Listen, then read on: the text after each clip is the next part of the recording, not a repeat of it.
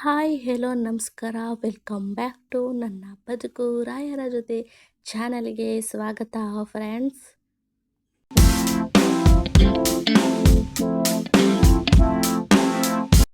Hi hello ಎಲ್ಲರೂ ಹೇಗಿದ್ದೀರಾ? ಚೆನ್ನಾಗಿದ್ದೀರಾ ಅನ್ಕೋತೀನಿ. ಇವತ್ತಿನ ರೆಸಿಪಿ ಏನಂತ ನಿಮಗೆ ಆಲ್ರೆಡಿ ತಮಿಳ್ ನೋಡೇ ಗೊತ್ತಾಗಿರುತ್ತೆ ಫ್ರೆಂಡ್ಸ್.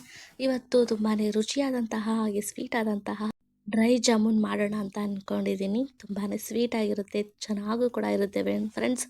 ತುಂಬಾ ಸಾಫ್ಟಾಗಿ ಕೂಡ ಇರುತ್ತೆ. ನಮಗೇನಾದರೂ ಸ್ವೀಟ್ ತಿನ್ನಬೇಕು ಅನಿಸ್ದಾಗ ಈ ಥರ ಆರಾಮಾಗಿ ಮನೆಯಲ್ಲಿ ಮಾಡ್ಕೋಬೋದು. ತುಂಬಾ ಈಸಿಯಾಗೂ ಕೂಡ ಇದೆ ಫ್ರೆಂಡ್ಸ್. ನೋಡಿ ಎಷ್ಟು ಚೆನ್ನಾಗಿ ಸಾಫ್ಟಾಗಿದೆ ಅಂತ. ಬನ್ನಿ ಇದನ್ನು ಹೇಗೆ ಮಾಡೋದು ಏನು ಅಂತೆಲ್ಲ ನಾವು ಇವಾಗ ನೋಡೋಣ ಫ್ರೆಂಡ್ಸ್. ನಾನಿವಾಗ ಮೊದಲಿಗೆ ಫಸ್ಟು ಒಂದು ಒಣ ಕೊಬ್ಬರಿನ ತೊಗೊಂಡಿದ್ದೀನಿ. ಅದ್ರ ಮೇಲ್ಗಡೆ ಸಿಪ್ಪೆನೆಲ್ಲ ಒಂದು ತುರ್ಕೊಂಡಿದ್ದೀನಿ. ಇವಾಗ ಸಿಪ್ಪೆ ಎಲ್ಲ ತೆಗ್ದಿದ್ದಾದಮೇಲೆ ನಾನು ಇದನ್ನು ಸಣ್ಣದಾಗಿ ಕಟ್ ಮಾಡ್ಕೋತಾ ಇದ್ದೀನಿ ಫ್ರೆಂಡ್ಸ್. ಕೊಬ್ಬರಿನ ಇದನ್ನು ಸಣ್ಣದಾಗಿ ಈ ಥರ ಕಟ್ ಮಾಡಿ ಇಟ್ಕೊಂಡ್ರೆ ಆಯಿತು ಫ್ರೆಂಡ್ಸ್. ಈ ಕೊಬ್ಬರಿನ ಇವಾಗ ನುಣ್ಣಗೆ ಸ್ವಲ್ಪ ಸಣ್ಣ ಆಗೋ ಥರ ರುಬ್ಕೊಂಡು ಬರಬೇಕು. ರುಬ್ಬೋದಕ್ಕೆ ನಾನು ಮಿಕ್ಸಿ ಜಾರಿಗೆ ಹಾಕ್ಕೊಂಡಿದ್ದೀನಿ. ನೀರೇನು ಹಾಕ್ಕೋಬಾರ್ದು ಫ್ರೆಂಡ್ಸ್, ಬರೀ ಒಣ ಕೊಬ್ಬರಿನೇ ಮಾತ್ರ. ಇದನ್ನು ಸ್ವಲ್ಪ ತುರಿಯಾಗಿ ರುಬ್ಕೊಂಬಂದರೆ ಸಾಕು. ಇವಾಗ ಇದನ್ನು ರುಬ್ಕೊಂಡು ಬಂದಿದ್ದೀನಿ. ರುಬ್ಬಿದೆಲ್ಲ ಆದಮೇಲೆ ಇದನ್ನು ಒಂದು ಪ್ಲೇಟಿಗೆ ಹಾಕಿ ಇಡ್ತಾಯಿದ್ದೀನಿ ಫ್ರೆಂಡ್ಸ್. ಇದಾದ ರೆಡಿ ಆದಮೇಲೆ ಒಂದು ಪ್ಯಾನ್ ಅಥವಾ ಒಂದು ಪಾತ್ರೆಗೆ ನಾನು ಒಂದು 2 ಕಪ್ನಷ್ಟು ಸಕ್ಕರೆನ ಹಾಕ್ಕೋತಾ ಇದ್ದೀನಿ ಫ್ರೆಂಡ್ಸ್. ಪ್ಯಾನ್ ಆದರೂ ಪರವಾಗಿಲ್ಲ ಅಥವಾ ಒಂದು ಸಣ್ಣ ಪಾತ್ರೆ ಆದರೂ ಪರವಾಗಿಲ್ಲ. ಅದಕ್ಕೆ ಒಂದು 2 ಕಪ್ನಷ್ಟು ಸಕ್ಕರೆ ಹಾಗೆ ಒಂದು 2 ಕಪ್ನಷ್ಟು ನೀರನ್ನ ಹಾಕ್ಕೋತಾ ಇದ್ದೀನಿ. 2 ಕಪ್ಪಿ ಸಕ್ಕರೆಗೆ 2 ಕಪ್ನಷ್ಟು ನೀರನ್ನ ಹಾಕ್ಕೊಂಡಿದ್ದೀನಿ. ಹಾಗೆ ಒಂದು 2 ಏಲಕ್ಕಿ ಹಾಗೆ 2 ಲವಂಗನ ಕೂಡ ಹಾಕ್ಕೋತಾ ಇದ್ದೀನಿ. ಹಾಗೆ ಒಂದು 3 ದಳದಷ್ಟು ಕೇಸರಿನ ಕೂಡ ಹಾಕ್ಕೋತಾ ಇದ್ದೀನಿ. ಹಾಕ್ಕೊಂಡು ಇದು ಚೆನ್ನಾಗಿ ಕುದಿ ಬರಬೇಕು ಫ್ರೆಂಡ್ಸ್. ಇದು ಒಂದು ಸಲ ಮಿಕ್ಸ್ ಮಾಡ್ಕೊಳ್ಳಿ. ಇದನ್ನು ಲೋ ಫ್ಲೇಮಲ್ಲೇ ಇಟ್ಕೊಂಡು ಕುದಿಯೋದಕ್ಕೆ ಬಿಡಿ ಫ್ರೆಂಡ್ಸ್. ನೋಡಿ ಇವಾಗ ಕುದಿಯೋದಕ್ಕೆ ಸ್ಟಾರ್ಟ್ ಆಗಿದೆ. ಇದು ಪಾಕ ಬರೋ ತನಕ ಚೆನ್ನಾಗಿ ಕುದಿಸ್ಕೊಳ್ಳಿ. ಒಂದು 5ರಿಂದ 6 ನಿಮಿಷದಷ್ಟು ಚೆನ್ನಾಗಿ ಕುದಿಸ್ಕೋಬೇಕು ಫ್ರೆಂಡ್ಸ್. ಪಾಕ ನಮಗೆ ಹೇಗೆ ರೆಡಿಯಾಗಿದೆ ಅಂತ ತಿಳ್ಕೊಬೇಕು ಅಂದರೆ ಒಂದು ಚೌಟಲ್ಲಿ ಸ್ವಲ್ಪದಷ್ಟು ತೊಗೊಂಡು ಒಂದು ಕೈ ಬೆರಳಲ್ಲಿ ಸ್ವಲ್ಪ ತೊಗೊಂಡು ಈ ಥರ ಸ್ಟಿಕ್ಕಿಯಾಗಿ ಬರಬೇಕು, ಅಂಟು ಥರ ಬರಬೇಕು. ಆವಾಗ ಪಾಕ ರೆಡಿಯಾಗಿದೆ ಅಂತ. ಇವಾಗ ಪಾಕ ಹಾರೋದಕ್ಕೆ ಬಿಟ್ಟಿದ್ದೀನಿ. ಸಕ್ಕರೆ ಪಾಕ ಹಾರೋ ಅಷ್ಟರಲ್ಲಿ ನಾನು ಹಿಟ್ಟು ಕಲಿಸ್ಕೊತಾ ಇದ್ದೀನಿ. ಹಿಟ್ಟು ಕಲಿಸ್ಕೊಳ್ಳೋದಕ್ಕೆ ನಾನು ಅಂಗಡಿಯಲ್ಲಿ ಸಿಗುವಂತಹ GRB ಜಾಮೂನ್ ಪೌಡರ್ನ ತೊಗೊಂಬಂದಿದ್ದೀನಿ. ಅರ್ಧ kg ಜಾಮೂನ್ ಪೌಡರ್ಗೆ ನಾನು ಹಾಲಿನ ಕೆನೆ ಸ್ವಲ್ಪ ಇತ್ತಲ್ಲ ಅದನ್ನು ಹಾಕ್ಕೋತಾ ಇದ್ದೀನಿ ಫ್ರೆಂಡ್ಸ್. ಹಾಗೆ ಒಂದು 2 ಚಮಚದಷ್ಟು ಹಾಲನ್ನ ಕೂಡ ಹಾಕ್ಕೋತಾ ಇದ್ದೀನಿ. ನೋಡಿ ಒಂದು 2 ಚಮಚದಷ್ಟು ಹಾಲು ಹಾಕ್ಕೊಂಡಿದ್ದೀನಿ. 2ರಿಂದ 3 ಚಮಚದಷ್ಟು ಹಾಲು ಹಾಕ್ಕೊಂಡ್ರೆ ತುಂಬ ಸಾಫ್ಟಾಗಿ ಬರುತ್ತೆ ಫ್ರೆಂಡ್ಸ್. ಇದನ್ನು ಚೆನ್ನಾಗಿ ಒಂದು ಸಲ ಕೈಯಲ್ಲಿ ಮಿಕ್ಸ್ ಮಾಡ್ಕೊಳ್ಳಿ. ಹಾಲೆಲ್ಲ ಹಾಕಿದಾದ್ಮೇಲೆ ಒಂದು ಸಲ ಇದನ್ನು ಮಿಕ್ಸ್ ಮಾಡಿದಾದ್ಮೇಲೆ ಸ್ವಲ್ಪನೇ ನೀರು ಹಾಕಬೇಕು. ಒಂದು ಸಲ ನೀರು ಹಾಕ್ಕೋಬೇಡಿ, ಇಲ್ಲಾಂದರೆ ಪಾಯಸ ಆಗಿಬಿಡುತ್ತೆ.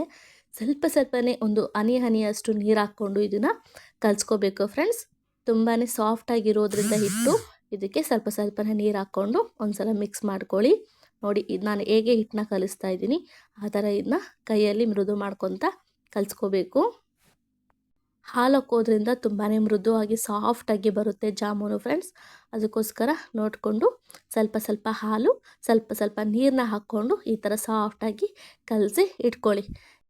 ನೋಡಿ ನಾನು 1 ಕಪ್ನಷ್ಟು ನೀರು ತೊಗೊಂಡಿದ್ದೆ. ಅದರಲ್ಲಿ ಅರ್ಧ ಕಪ್ನಷ್ಟು ಮಾತ್ರ ನೀರನ್ನ ಉಪಯೋಗಿಸ್ಕೊಂಡು ಹಿಟ್ಟನ್ನ ಕಲಸಿ ಇಟ್ಕೊಂಡಿದ್ದೀನಿ. ಇದಿವಾಗ ಒಂದು 5ರಿಂದ 6 ನಿಮಿಷದಷ್ಟು ಚೆನ್ನಾಗಿ ನೆನೆಯಬೇಕು ಫ್ರೆಂಡ್ಸ್. ಒಂದು ಅರ್ಧ ಗಂಟೆ ನೆನೆಸಿದ್ರು ಕೂಡ ಚೆನ್ನಾಗಿ ಬರುತ್ತೆ. ಚೆನ್ನಾಗಿ ಇದು ನೆಂದ್ಕೊಂಡಿದ್ದಾದಮೇಲೆ ನಾನು ಕೈಗೆ ಸ್ವಲ್ಪ ತುಪ್ಪನ ಸವರ್ಕೋತಾ ಇದ್ದೀನಿ. ನೋಡಿ ಕೈಗೆ ಸ್ವಲ್ಪ ತುಪ್ಪ ಸವರ್ಕೊಂಡು ಇದನ್ನು ಚೆನ್ನಾಗಿ ಈ ಥರ ಮೃದು ಮಾಡಬೇಕು. ಮಾಡಿದಾದಮೇಲೆ ನಮಗೆ ಎಷ್ಟು ಸೈಜಲ್ಲಿ ಬೇಕು ಜಾಮೂನು ಅಷ್ಟು ಸೈಜಲ್ಲಿ ಉಂಡೆನ ಕಟ್ಟಬೇಕು ಫ್ರೆಂಡ್ಸ್. ಕೈಗೆ ಸ್ವಲ್ಪ ತುಪ್ಪ ಹಚ್ಕೊಂಡು ಮಾಡೋದ್ರಿಂದ ತುಂಬ ಸಾಫ್ಟಾಗೂ ಬರುತ್ತೆ, ಹಾಗೆ ಕೈಗೆ ಅಂಟೋದಿಲ್ಲ ಫ್ರೆಂಡ್ಸ್. ತುಂಬ ಚೆನ್ನಾಗೂ ಕೂಡ ಇರುತ್ತೆ. ನಮಗೆ ಎಷ್ಟು ಸೈಜಲ್ಲಿ ಬೇಕೋ ಅಷ್ಟು ಸೈಜಲ್ಲಿ ನಾನು ಉಂಡೆ ಕಟ್ತಾ ಇದ್ದೀನಿ. ನೀವು ಮನೆಗೆ ಜಾಮೂನ್ ತಿನ್ನೋದಾದರೆ ಸ್ವಲ್ಪ ಸೈಜ್ ಸಣ್ಣದಲ್ಲಿ ಮಾಡ್ಕೋಬೋದು. ನಾನು ಡ್ರೈ ಜಾಮೂನ್ ಮಾಡೋದ್ರಿಂದ ಸ್ವಲ್ಪ ದೊಡ್ಡ ಸೈಜಲ್ಲೇ ನಾನು ರೌಂಡ್ನ ಮಾಡ್ಕೊಂಡಿದ್ದೀನಿ ಫ್ರೆಂಡ್ಸ್. ಇವಾಗ ಒಂದು 5ರಿಂದ 8ರಷ್ಟು ನಾನು ಉಂಡೆನ ರೆಡಿ ಮಾಡಿ ಇಟ್ಕೊಂಡಿದ್ದೀನಿ. ಇವಾಗ ಎಣ್ಣೆ ಚೆನ್ನಾಗಿ ಕಾದಿದಾದ್ಮೇಲೆ ನಾನು ಇದಕ್ಕೆ ಹಾಕ್ತಾಯಿದ್ದೀನಿ. ನೋಡಿ ಎಣ್ಣೆ ಚೆನ್ನಾಗಿ ಕಾದಿರಬೇಕು ಫ್ರೆಂಡ್ಸ್. ಎಣ್ಣೆ ಕಾದಿದಾದ್ಮೇಲೆ ಲೋ ಫ್ಲೇಮಲ್ಲೇ ಇಟ್ಕೊಂಡು ಇದನ್ನು ಬೇಯಿಸ್ಕೋಬೇಕು. ಹೈ ಫ್ಲೇಮಲ್ಲಿ ಇಟ್ಕೋಬೇಡಿ, ಲೋ ಫ್ಲೇಮಲ್ಲೇ ಇಟ್ಕೊಂಡು ಎಣ್ಣೆಲಿ ಇದನ್ನು ಕರ್ಕೊಳ್ಳಿ. ನೋಡಿ ಗೋಲ್ಡನ್ ಕಲರ್ ಬರೋ ತನಕ ಇದನ್ನು ಕರ್ಕೊಂಡ್ರೆ ಸಾಕು ಫ್ರೆಂಡ್ಸ್. ಎಲ್ಲ ಕಡೆನೂ ಚೆನ್ನಾಗಿ ಬೇಯಬೇಕು. ಈ ಥರ ಎಣ್ಣೆಯಲ್ಲಿ ಚೆನ್ನಾಗಿ ಮಿಕ್ಸ್ ಮಾಡ್ತಾಯಿರಿ. ರೌಂಡಾಗಿ ಇರೋದ್ರಿಂದ ಒಂದು ಕಡೆ ಮಾತ್ರ ಬೇಯುತ್ತೆ, ಇನ್ನೊಂದು ಕಡೆ ಬೇಯೋದಿಲ್ಲ. ಅದಕ್ಕೆ ನೀವು ಈ ಥರ ತಿರುವಾಕೋತ್ತಾ ಬೇಯಿಸ್ಕೋಬೇಕು ಫ್ರೆಂಡ್ಸ್. ಲೋ ಫ್ಲೇಮಲ್ಲೇ ಇಟ್ಕೊಡಿ, ಹೈ ಫ್ಲೇಮಲ್ಲಿ ಇಟ್ಕೊಂಡ್ರೆ ಸೀದೋಗಿಬಿಡುತ್ತೆ. ಲೋ ಫ್ಲೇಮಲ್ಲೇ ಇಟ್ಕೊಂಡು ಈ ಥರ ಗೋಲ್ಡನ್ ಕಲರ್ ಬರೋ ತನಕ ನೀವು ಕರ್ಕೊಂಡ್ರೆ ಸಾಕು. ಇವಾಗಿದು ಕರ್ಕೊಂಡಿದ್ದೆಲ್ಲ ಆಗಿದೆ. ನಾವು ಪಾಕ ರೆಡಿ ಮಾಡಿ ಇಟ್ಟಿದ್ವಲ್ಲ ಫ್ರೆಂಡ್ಸ್, ಬಿಸಿ ಆರಿತಾ ಇದೆ. ಬಿಸಿ ಆರಿದಾದ್ಮೇಲೆ ನಾನು ಅದಕ್ಕೆ ಇವಾಗ ಹಾಕ್ಕೋತಾ ಇದ್ದೀನಿ ನೋಡಿ. ಪಾಕಕ್ಕೆ ಜಾಮೂನು ಕರೆದಿರುವಂಥದ್ದು ಹಾಕ್ಕೊಂಡಿದ್ದೀನಿ. ಇದು ಸ್ವಲ್ಪ ಒಂದು ಅರ್ಧ ಗಂಟೆನಾದರೂ ಜಾಮೂನು ಪಾಕ ಇಟ್ಕೋಬೇಕು. ಅಲ್ಲಿವರೆಗೂ ಇದನ್ನು ನೆನೆಯೋದಕ್ಕೆ ಬಿಡಿ ಫ್ರೆಂಡ್ಸ್.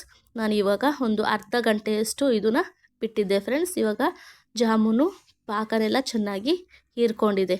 ಇವಾಗ ನಾನು ಒಂದೊಂದೇ ಜಾಮೂನ್ನ ತೊಗೋತಾ ಇದ್ದೀನಿ ನೋಡಿ. ಒಂದು ಜಾಮೂನ್ನ ತೊಗೊಂಡಿದ್ದೀನಿ.